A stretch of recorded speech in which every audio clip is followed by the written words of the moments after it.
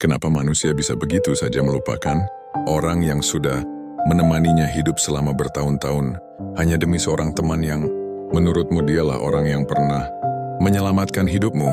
Tapi apakah kau sadar ada seseorang yang kau cintai yang pernah bersumpah di atas Al-Quran untuk setia seumur hidupnya? Tapi kamu lebih memilih pada bisikan seorang yang kamu tidak pernah tahu kalau dia hanya ingin memanfaatkanmu, bahkan ingin juga menjatuhkanmu, karena dia tidak memiliki teman selain kamu. Rasanya seperti ditikam, bukan di dada, tapi di hati yang dulu pernah berjanji di atas janji suci itu. Semua yang kutempuh dengan keyakinan bahwa janji itu nyata, tapi tiba-tiba segalanya berubah. Ia lebih memilih teman yang katanya akan selalu mendukungnya, dan kini kau mulai membuka diri. Mereka satu persatu berdatangan, bahkan hari-harimu kini selalu menunggu dering telepon. Yang pasti bukan menunggu kabar dariku, tapi menunggu kabar dari mereka. Karena ada orang yang memang tidak tahan melihatmu bahagia, tidak rela melihat rumah tanggamu kokoh. Tapi aku masih percaya, mungkin ia hanya sedang goyah. Tapi hari demi hari aku melihat wajahnya makin asing.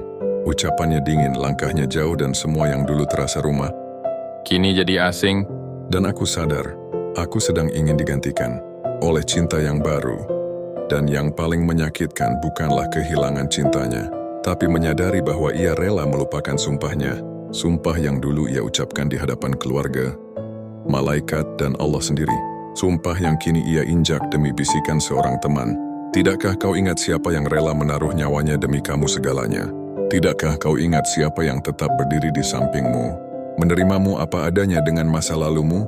Tidakkah pernah ada selama ini sedikit kebaikannya di matamu? Malah kau hanya menganggapnya tidak jauh, berbeda dengan semua isi di dalam kebun binatang. Karena aku tahu, orang yang sudah dibutakan oleh bisikan teman, iblis yang jahat tidak lagi bisa melihat kebenaran. Aku tidak lagi berdoa agar ia kembali. Aku hanya berdoa agar Allah membuka matanya, karena engkau sadar, jika seorang teman benar-benar baik, ia akan membawamu pada kebaikan, bukan memisahkanmu dari orang yang telah memilih kamu untuk hidup hingga menutup mata. Dan jika engkau rela mendengarkan teman seperti itu, biarlah, sebab Allah lah yang akan mengadili.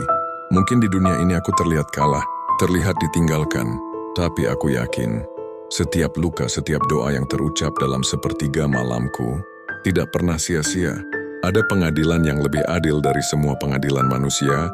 Dari Bisandin aku menyerahkan segalanya.